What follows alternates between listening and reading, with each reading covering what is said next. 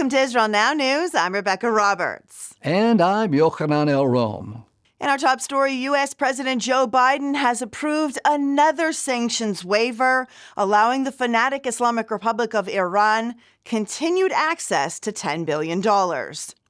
This comes despite the rogue Shiite regime's participation in the October 7th genocide in Israel, its advancing illegal nuclear weapons program, and its increased hostilities in the region. The State Department claims that the funds cannot be used for terror and are not able to enter Iran, but President Biden allowed the currency to be converted to euros and deposited into Iranian accounts in Oman. From there, the Islamic Republic is free to distribute the funds to its terror proxies in Gaza, Lebanon, Syria, and Yemen, posing an even greater threat to Israeli and American forces in the region and around the world. The Biden administration is intentionally delaying badly needed weapons shipments to Israel as the Jewish state fights Hamas in Gaza, Hezbollah in the north, the Houthis in Yemen, and the mullahs in Tehran. Israel has been under attack on multiple fronts since the October 7th Hamas genocide, which saw 1,200 innocent men, women, and children slaughtered and 240 others taken hostage into the Gaza Strip. Since that fateful day, Iranian proxy armies have unleashed barrages of rockets, cruise missiles, weaponized drones, and terrorist attacks. Now, as Israel is entering a critical time in the offensive against Hamas, munitions shipments that were promised to Israel by the United States are being delayed. U.S. President Joe Biden disagrees with Israel's offensive into the terror stronghold of Rafah and has even threatened to withhold military aid to Israel if Jerusalem does not comply with his demands. Biden and Israeli Prime Minister Benjamin Netanyahu held their first call in over a month last week. Biden made it clear that he would not support a full-scale incursion into Rafah, where the remaining Hamas leadership is hiding underground. The White House has formally issued another round of sanctions against Jews living in the biblical heartland.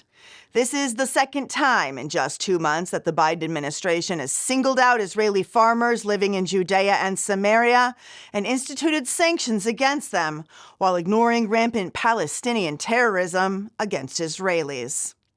On February 1st, President Biden signed an executive order applying financial sanctions to individuals who the administration deems are undermining the stability and prospects for peace in Judea and Samaria. So far, only Jews have been targeted. Mark Zell, an international attorney and legal expert, announced his intent to file suit in U.S. federal court. He said the sanctions show that the Biden administration is attempting to ratchet up the pressure against Israel.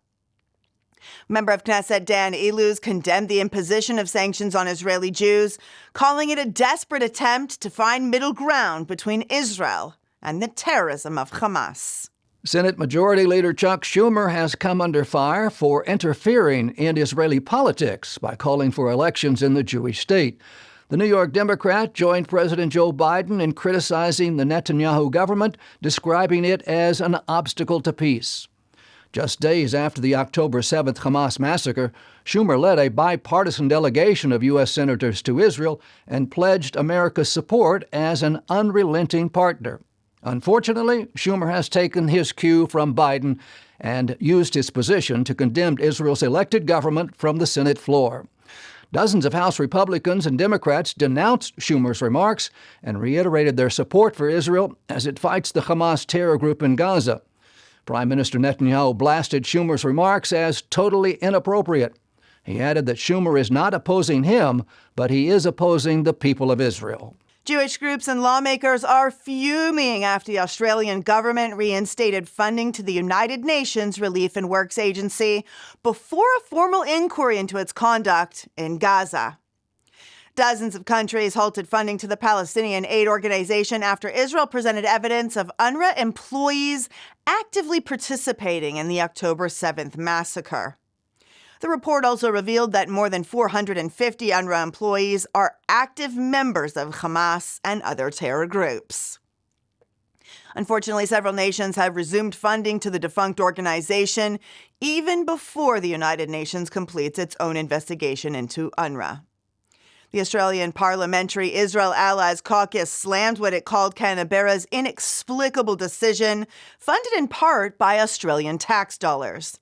They said that the resumption of funding to UNRWA at this stage is both an egregious betrayal of Israel and an affront to the Australian public. The plight of Christians in Nigeria has worsened after Islamic extremists abducted hundreds of school children and are holding them for ransom.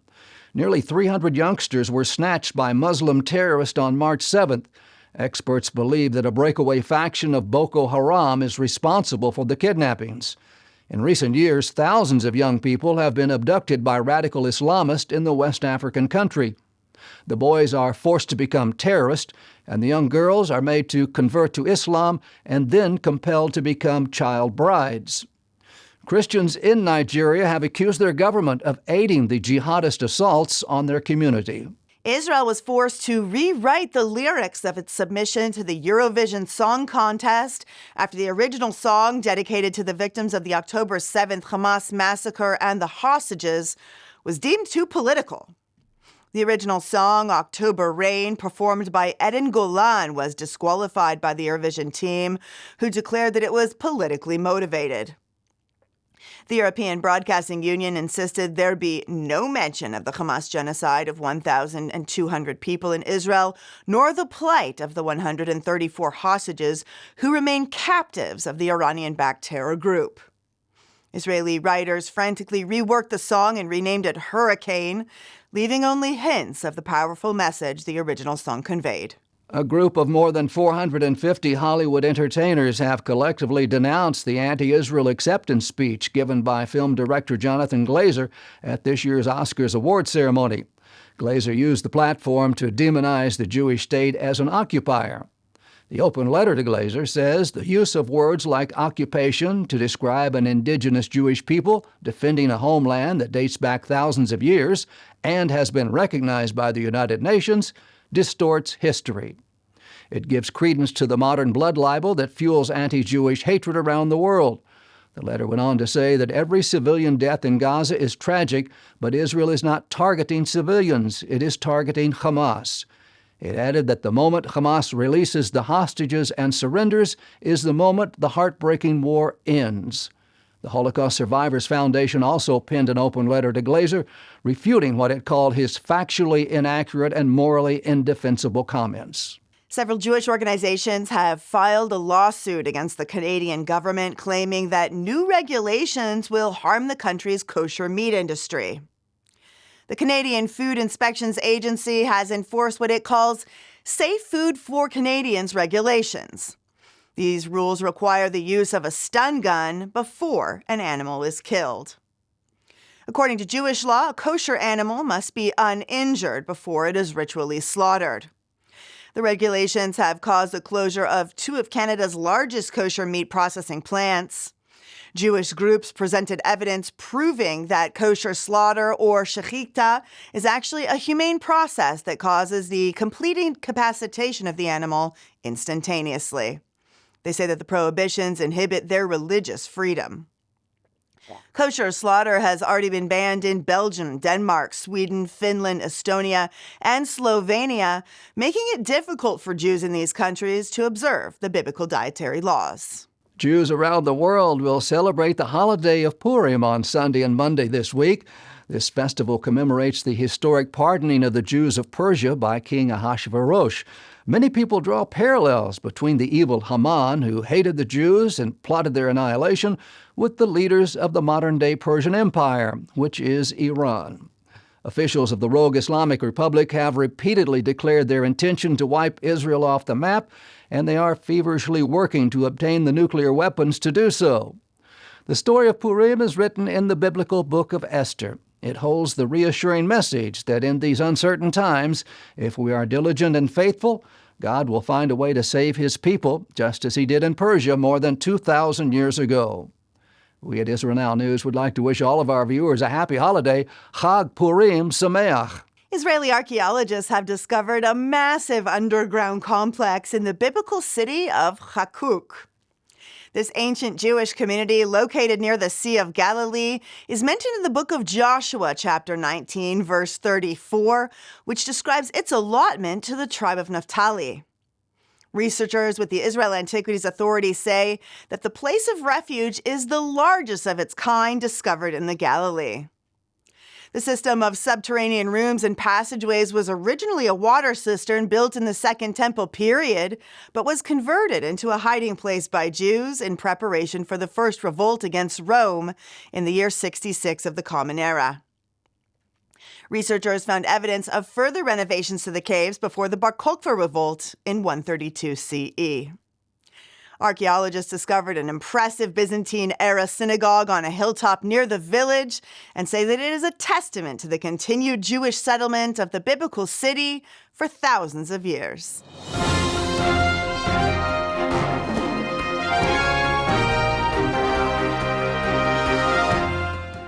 That concludes the news portion of our show. Stay tuned now for Ask the Source with Josh Reinstein.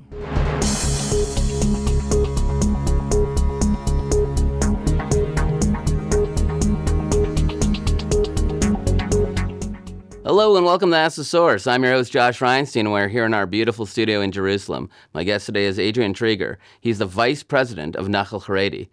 Adrian, thank you for being on the show. Thank you for having me. It's a pleasure to be here. Tell our viewers a little about what is Nachal Haredi. Nachal Haredi is the organization who's responsible for supplying an envelope of support for ultra-Orthodox or Haredi soldiers in the IDF. We hear a lot about that in the news now. There's a lot of talk that we're missing 7,500 soldiers, that the Haredim or the ultra-Orthodox have to hire their numbers when going to the army. What is Nachal Haredi doing about that? So we're approaching the challenges, I'd say, in three basic streams. The first is pre-military preparation.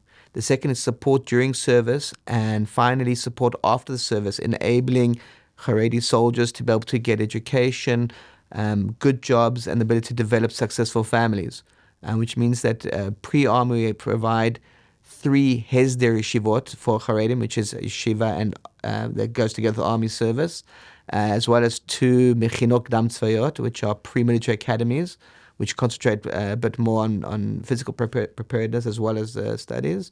And also in our yeshiva studies, they can finish their matriculations and get degrees. Most of the graduates go into combat units, some go to the prestigious 8200 unit. And then during the army, we supply support in terms of lone soldier housing, rabbinical mentors that go on. We work hand in glove with the army, and we go onto the base and support them and help them. And then after the service, help them get degrees, jobs, etc., and preparation for life needs. October 7th was a wake-up call for everyone, and since then we're seeing more Haredim going into the army, but Nachal Haredi has been around for a long time. How many people have gone through the program? What are the numbers? We have 18,000 veterans, just over 18,000, and about 2,800 active soldiers in compulsory service. We see that the nation of Israel was founded with a Torah in one hand and a gun in the other. The Haredi leadership says that it's equally as important to pray and learn Torah as other people are fighting. What do you say to that? We need to look at what's achievable and needs. There are a number of Haredim who are learning full-time in yeshiva, and no one's really looking to challenge that. But there's a huge amount of the Haredi community who are either what's called the gray area, which are registered, but they're not really learning, and those have fallen out of the yeshiva environment completely. And they're people who are almost stuck in a rut of life. They can do a lot more, and they're stuck in where they're going to. And the military gives opportunity to achieve self-realization, build themselves up, get self-confidence, get into jobs so they can become self-sufficient, they care for their families, and actually succeed when they're actually stuck in life. And I think that's an area that can really be utilized. It's really helping them out. And we've got thousands of potential soldiers who's doing good for them, for the Haredi community, for the IDF, and for the Israeli community in general. Yeah, we hear a lot about the rabbis who run these communities and that the people there, they want to go to the army, but if they do, they don't get good marriage connections, they don't get into the good yeshivas, the studying schools and things like that. What can be done to get the leadership to understand that if people want to go to the army, they should allow them to do so? That's a very good question. I think we're seeing change in the community, the rabbinical leadership, to see the army, for those who haven't quite fitted into the yeshiva structures, an option. What we need to do is more carrot than stick. We need to provide an infrastructure in the army that enables these soldiers to have a Haredi lifestyle and respects it, but enables them to become good soldiers. Many of our soldiers have done wonderfully, got a lot of respect, good praise from the army, especially those who acted on 7th October and those who've been fighting in Gaza. Our millennium units were key in the fight in Jenin over the last few months. And I think the idea is to really build proper programs, which is what Nachal Haredi is doing, so that the community can feel more and more comfortable, not only them going to the army, but when they see what comes out of the army and say, I never thought my child would achieve that. I'm so proud of him. Rabbi Yosef, the chief rabbi of Israel, said that if they're forced to go to the army, a lot of people will leave Israel. Is that a bluff, or is that something that might happen? We really have to focus on the positive, especially since the 7th of October.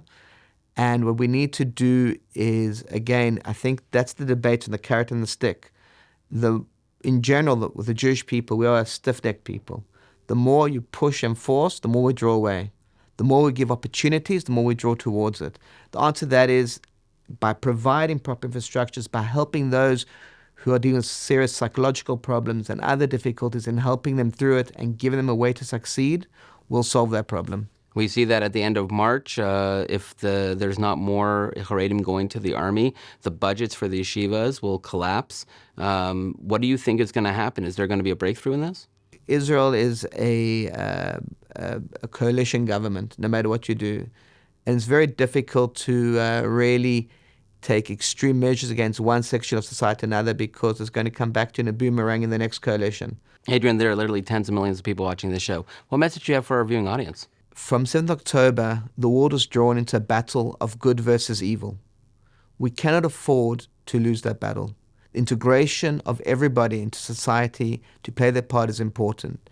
It's essential Nachal Haredi succeeds in creating a bridge between the Haredi and Israeli society, helps integrate them into the army successfully, and Israeli society successfully, providing a pathway to occupation, financial stability, and good families. Thank you, Adrian, for being on the show. And thank you for tuning in to Ask the Source. I'm your host, Josh Reinstein, wishing you a happy Purim. Now back to the studio.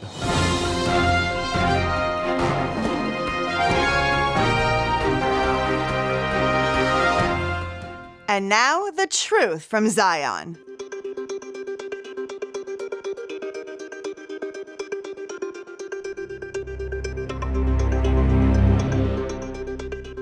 Iran has been sanctioned by the United States and other world powers multiple times since the founding of the Islamic Republic. What was once a thriving modern society was replaced by an oppressive and intolerant Islamic regime. The militants overthrew the pro-American Pahlavi dynasty and replaced the Shah with an extremist theocratic government led by Ayatollah Ruhollah Khomeini. The United States first imposed sanctions against the Islamic Republic in November of 1979 after radical Shiite Muslims stormed the U.S. Embassy in Tehran and took 52 Americans hostage for 444 days. U.S. President Jimmy Carter signed executive orders banning trade with this new Islamic Republic and froze over $8 billion in Iranian assets. Crippled by the sanctions, the fledgling Islamic State agreed to negotiate. The American hostages were finally released in 1981 in exchange for the cancellation of sanctions as part of the Algiers Accords. This capitulation set a dangerous precedent for future negotiations with the Islamic Republic and left Americans at risk.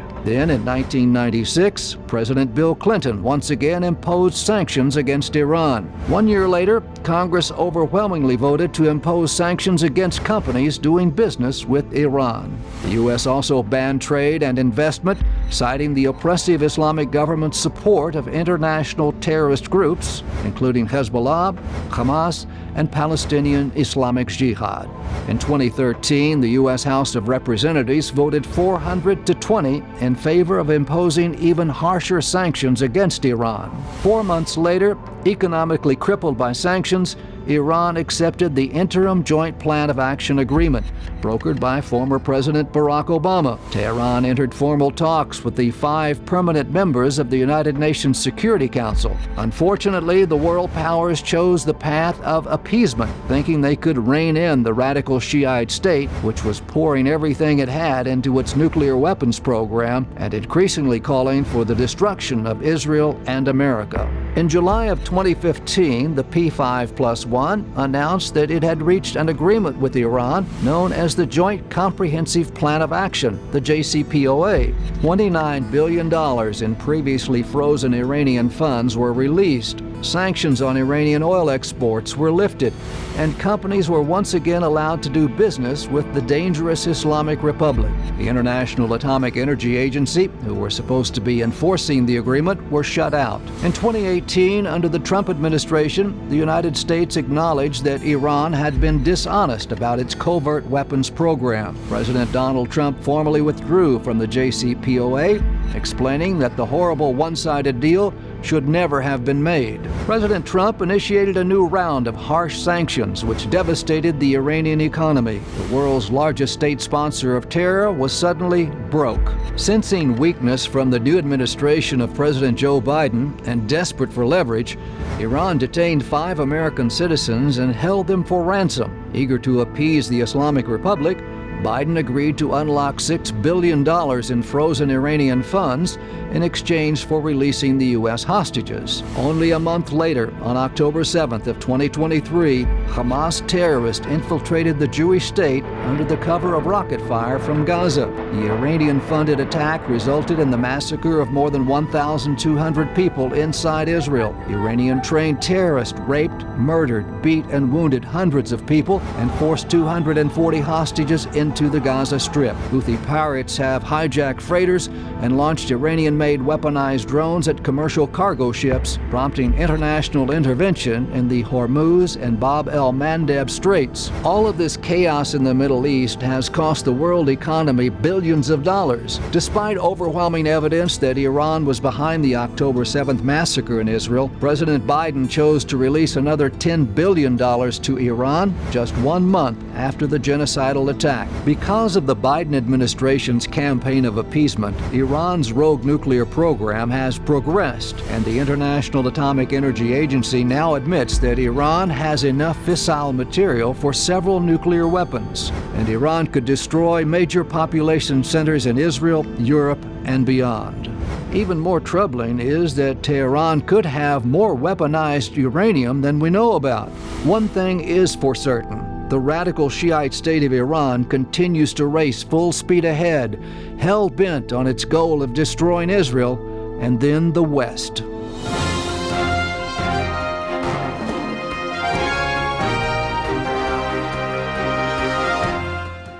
Up next, the ICJ Report from the International Christian Embassy, Jerusalem. Shalom, dear friends, here from Jerusalem. Israel is at war on October 7. More than 2,000 Hamas terrorists entered into Israel. They killed more than 1,300 civilians. They took 200 hostages over to Gaza. They butchered, they raped, they mutilated bodies in the most demonic way imaginable. Right now, Israeli troops are fighting a war in Gaza to liberate the region from this demonic terrorist regime of Hamas.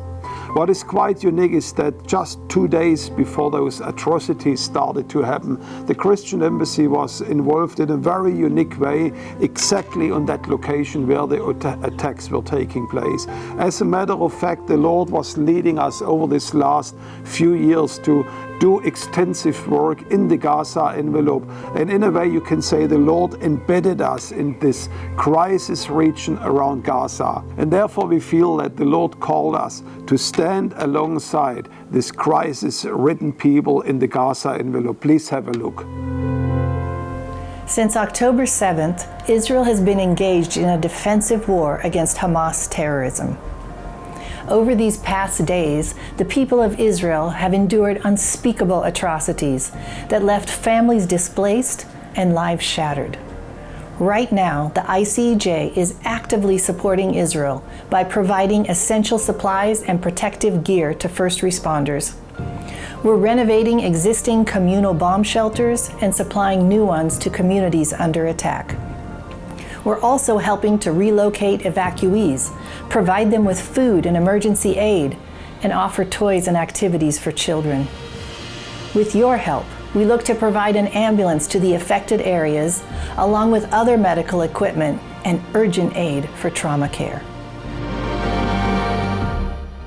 In these very difficult and painful days, ICJ is here on the ground in Haifa with some of our staff from Jerusalem and from Haifa representing many different countries in order to stand with Israel. We do it in a very practical way today. We're just packing all kinds of toys that we will bring soon to places where evacuees are from the south.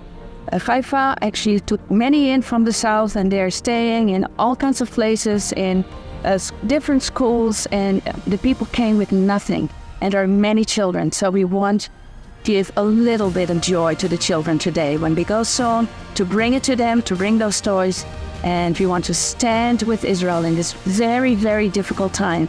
And we want to be your hands and feet. We are today in the center of Israel, and as you can see here behind me, we are packing food for evacuated families, and this is an ongoing effort that we do with other Israeli companies. Dear friends, in these times of crisis, when so many families are being evacuated from the south of Israel, they're going with just the clothes on their back, and they're in great need of food items, basic items, clothing, toiletries, toys for children. And we want to do everything that we can to help, along with all of Israel at this time. But if we donate these items and there's no way to get them to the families, we haven't actually met the need. And so when we were approached with asking for a truck to help get the items to these families, we knew right away that this was a project for us. Today, the ICJ has donated 2 trucks to help meet this need. And I want to say thank you to all of our donors and friends around the world who have made it possible. You have just seen that our work in this crisis-ridden area, in a very literal sense, saves lives. I want to personally invite you to partner with the International Christian Embassy Jerusalem as we are standing with these people at the Gaza envelope. Help us to build more bomb shelters. Stand with us as we are providing more life-saving, first responding devices and equipment in this region, but also please stand with us as we are helping the many thousand evacuees that had to leave this region for this current crisis and war. In these critical times, I do ask you to stand with Israel like never before. Pray for us, pray for the peace of Jerusalem, and remember that as you stand with Israel, the Lord promises, I will bless those who bless thee. And with this, I want to wish you blessings and shalom right here from Jerusalem.